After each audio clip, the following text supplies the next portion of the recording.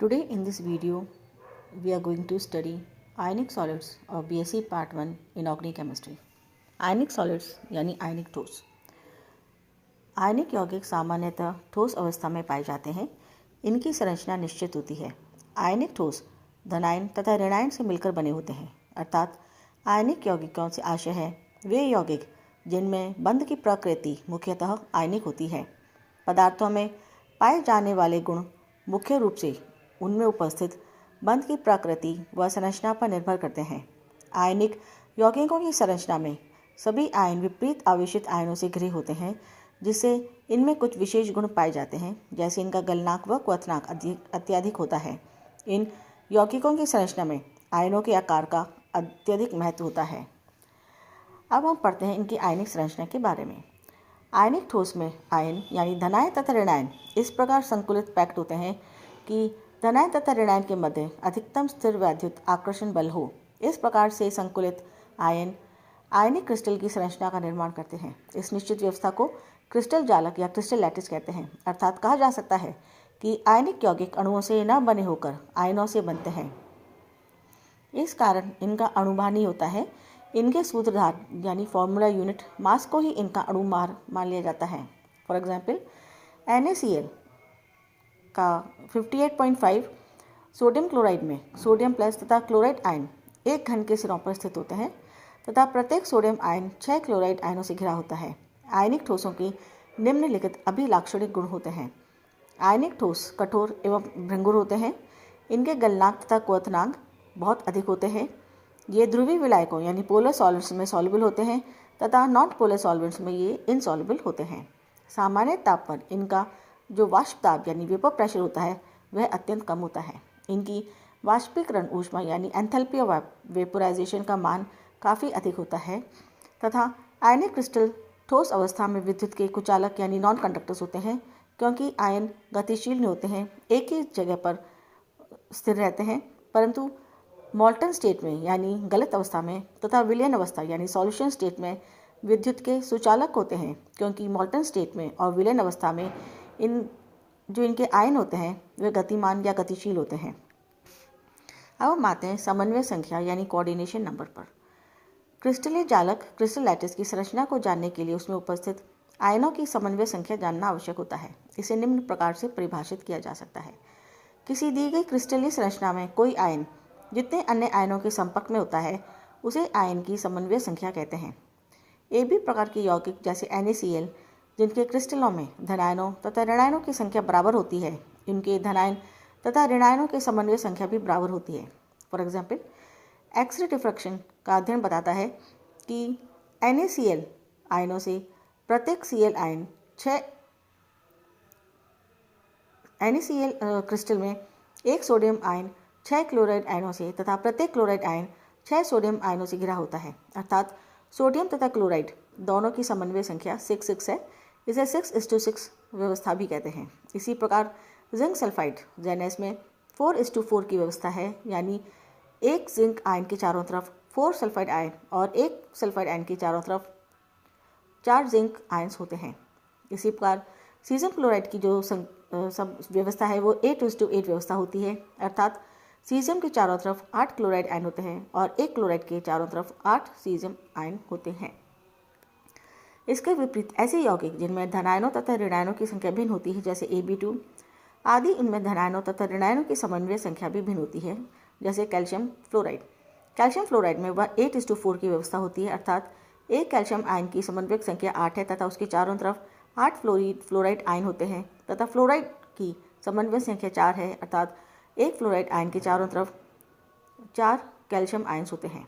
अब हम आते हैं त्रिज्या अनुपात प्रभाव पर यानी रेडियस रेशियो इफेक्ट। किसी आयनिक यौगिक के धनायन तथा ऋणायन की त्रिज्याओं का अनुपात उसका त्रिज्या अनुपात रेडियस रेशियो कहलाता है। त्रिज्या अनुपात बराबर होती है धनायन की त्रिज्या अपन ऋणायन की त्रिज्या। त्रिज्या अनुपात का आयनिक यौगिकों की क्रिस्टल संरचना अर्थात क्रिस्टलों में आयनों की पैकिंग पर बहुत प्रभाव पड़ता है।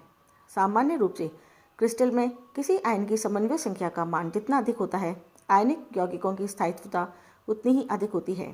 समन्वय संख्या का निर्धारण क्रिया अनुपात से होता है, यानी त्रिज्या अनुपात से होता है, जो त्रिज्या अनुपात होती है वह समन्वय संख्या निर्धारित करती है किसी भी आयन की।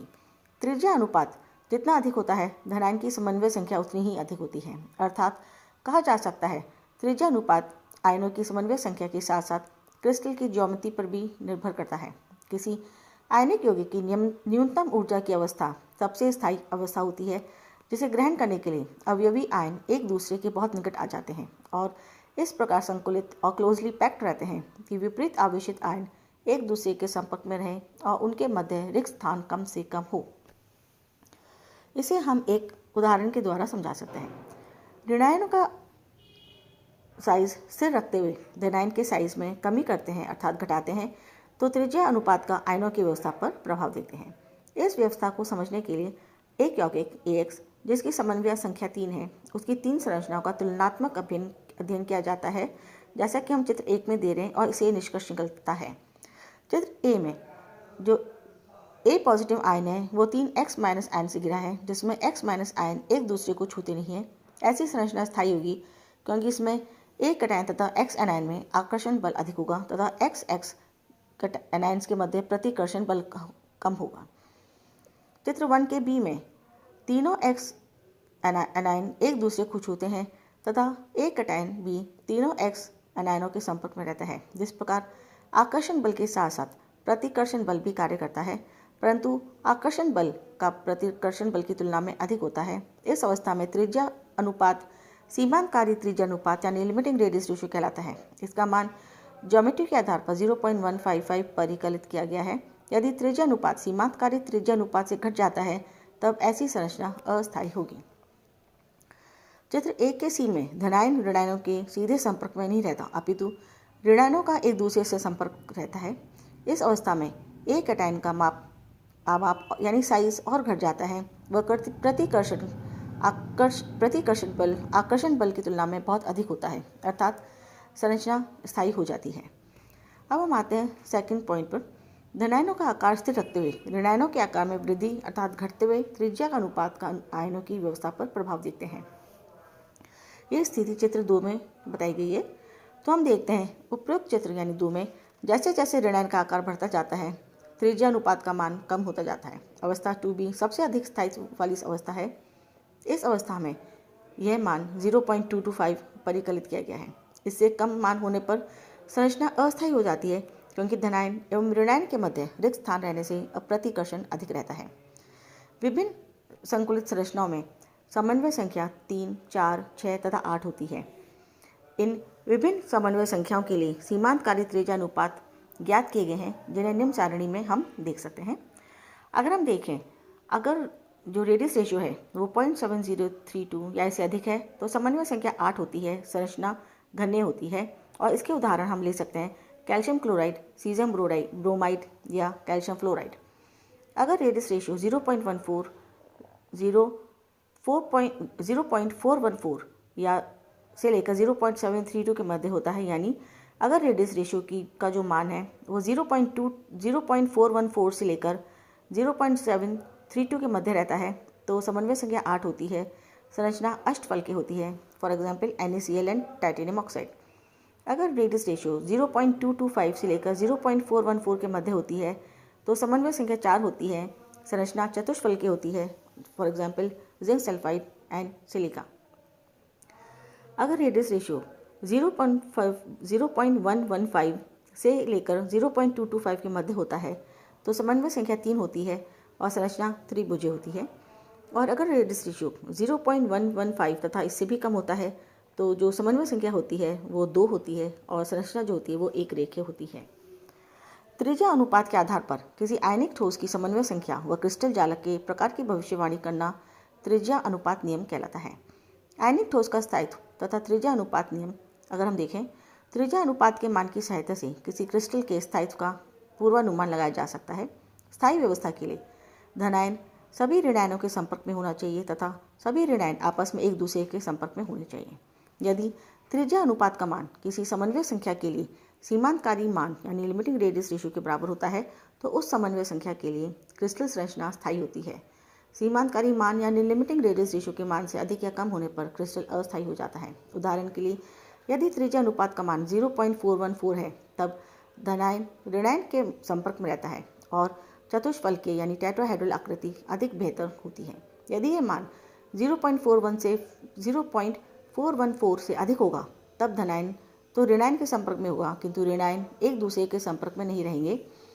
अतः 0.414 सीमांतकारी मान के लिए घनीय संरचना सर्वाधिक उपयुक्त होती है। अब हम आते हैं सीमांत त्रिज्या अनुपातों की गणना। तो पहले हम गणना करते हैं अष्टफलकीय संरचना के लिए त्रिज्या अनुपात की गणना। So calculation of radius ratio for octahedral structure यानी अष्टफलकीय संरचना के लिए।